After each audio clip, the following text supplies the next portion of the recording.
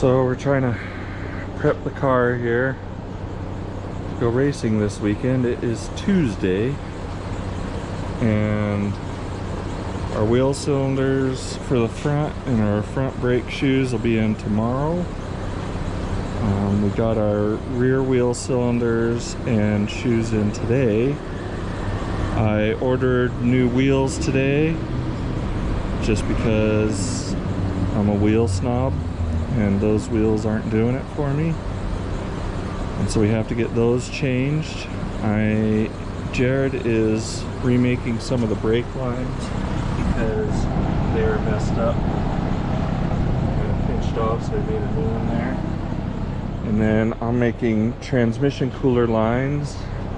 I got the cooler mounted up, got our one line kind of ran. Now I'm building the other one, but we're kind of pushing it. Oh, sorry, shaky guy. Oh, you're bouncing shaky there. It's not gonna work. How about that? So, all I'm doing right now is you take your line and you got your flare deal there. Put your hose in your little clamper, like so. Then you take this is your little flare tool. You stick it on the side there, and you want the thickness of that piece is the amount you stick your line out. So you can see I have a little bit too much there. It's about right there. So you can see you kind of line those up. And you'll tighten down your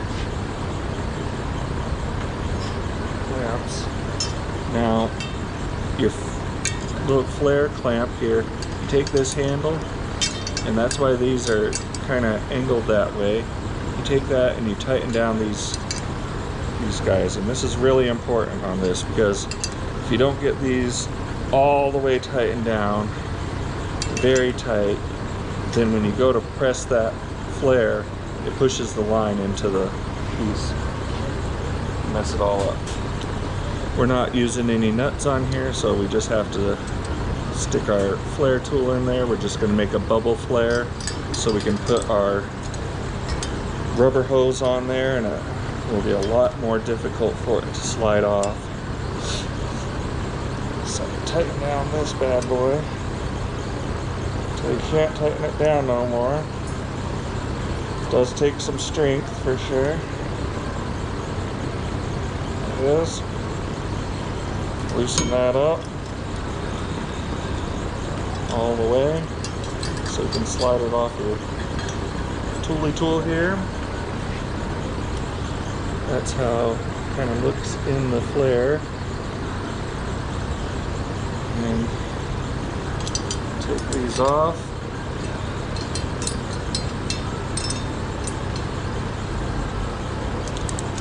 Loosen your little guys up. Flips out of the way, and then you have that. Now when we put our rubber hose over the top of this, it comes down to about here. Now when our clamp goes on, it's behind the flare and you can't back off over it. All it takes is one job, oh yeah. All it takes is one job, and everything is gonna be okay. That's a little better. Got this one done. Jared's got it all wrapped up. Got new line going in there, wheel cylinders, new soft lines. There's your old school Caltrax or anti-roll. Big old sway bar. It's crazy as how clean the floor is under there. Not a rust-free car, but it is under the floor there. And this is more like a hole punch through it. Check out these wires that were on the drag wagon. Look at that old school lettering, Rosso Blue Max. Can anybody tell me what vintage that is? That sucker is old. So we're making some new wires, and I've, you know, the other ones came out really far, and you know, like we had plug wires out here, and so this is a lot more tidy. Tidy is good. Doesn't let it get hung up in the steering or something terrible. But let me show you just a quick deal on how to do a spark plug wire. So you figured out your length. So the way I was doing it was I was plugging one end onto my spark plug wire, and then I'd route it up to the distributor and I'd cut it at the length that it looked right. So this is a MSD clamping tool, crimping tool for plug wires. It has these two little holes here. So you take the wire, you run it through the hole here, and then it has a little notch on where you're supposed to stop it. This is for the long studs and this is for the short ones. These are shorts. And so you'll take that guy, set them there, and then you take your razor blade or a razor knife or X-Acto knife, you run that around in there, pull it back out, pull that off. Now that little guy just set your depth on how far you need to cut in here to get that loose. Now these guys don't come ready to go. There's this little tab here, and you need to take needle nose and bend that little tab down to a 90. And that little tab down to a 90. So you can kind of see the difference between our two here. Now you're going to take this, you're going to fold that wire over. You're going to put that on the bottom side of the wire there. You're going to shove that in until that little mark, it has a little mark on the side of there. And then you're going to stick that guy in your other guy. So he goes down in here like this.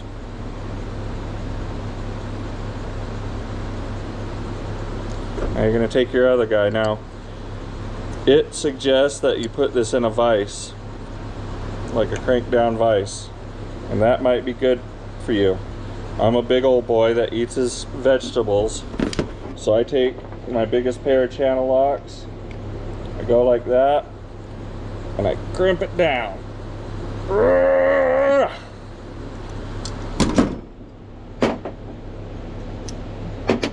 And that's my little guy, okay? Now, if you're using a 90-degree boot, I like to crimp this before, but if you're using a straight boot, slide your boot on first, you know? But for these little 90 degrees, you get your plug wires will come with this grease here. You push that all over your instructions. You take your little guy and you rub it on your instructions to get all the grease inside there, okay? You want to get that as much inside there as you can. Now, this is a little more difficult on the 90s, but you take that guy and you slide them over.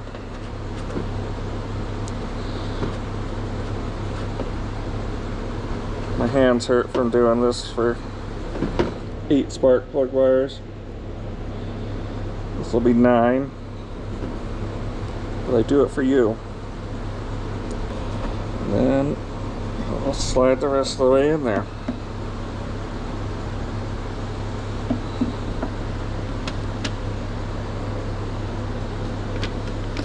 A little more grease on here.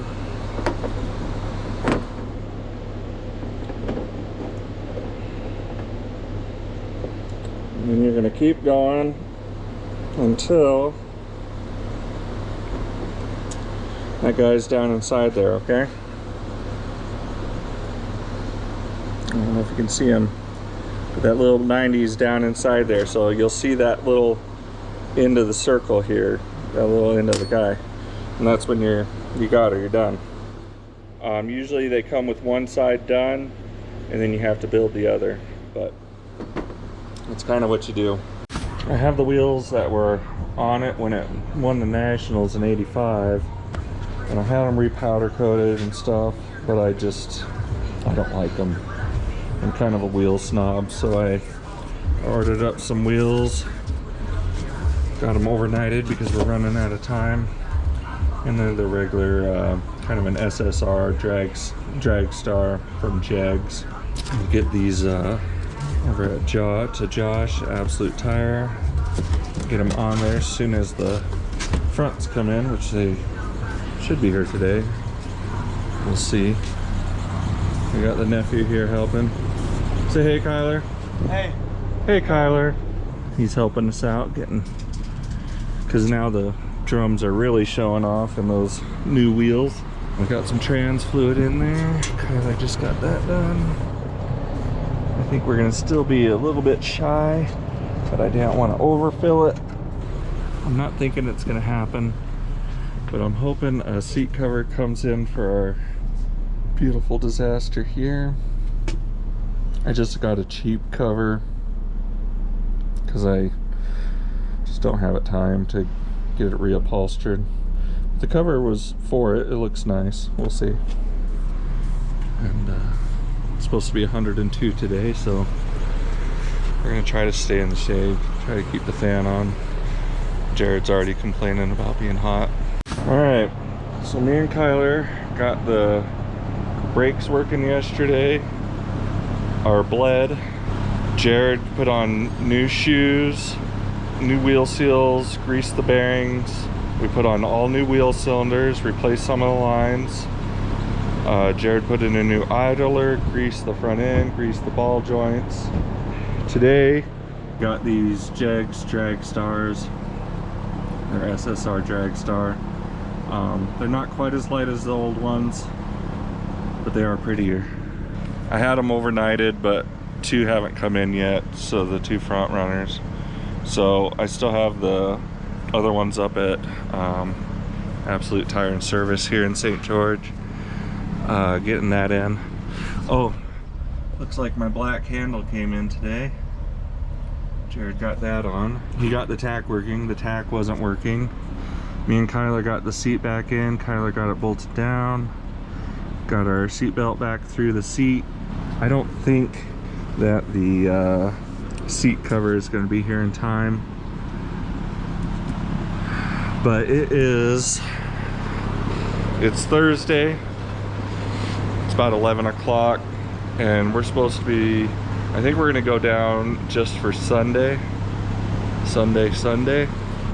See if this thing can go down the track. We're going to try to get the wheels and tires on this morning and take it up and down the street or something a couple times, because you know this thing hasn't driven under its own power for quite a few years. I think we're doing okay. I think we're set up okay, but you just never know, you know. Having it start up every time. Glenn Snow Performance Machine here in St. George. He's gonna come down and help me tune it. We're pushing it as usual. But you know, even if we don't go, even if we, you know, something happens to where we don't make it, as long as everybody's safe and the car's not wrecked or something, it's just good to get some shit done. I've owned this car for a year. We've redid all the body work, repainted it, put the motor in, got it running.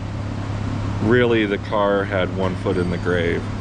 So the fact that, you know, we're to this point is pretty awesome, because without someone really giving it some time and love, this thing wasn't going to make it much longer. You know, so setting a goal is stressful, and it's expensive, time consuming. You know, it's kind of a way to get things going, way to get things done, instead of you know, just doing it at your leisure. You know, at the leisure, you know, we were making it through it. You know, it's nice to set that goal and knock out some hours and get some shit done, you know. All it takes is one job, oh yeah. All it takes is one job,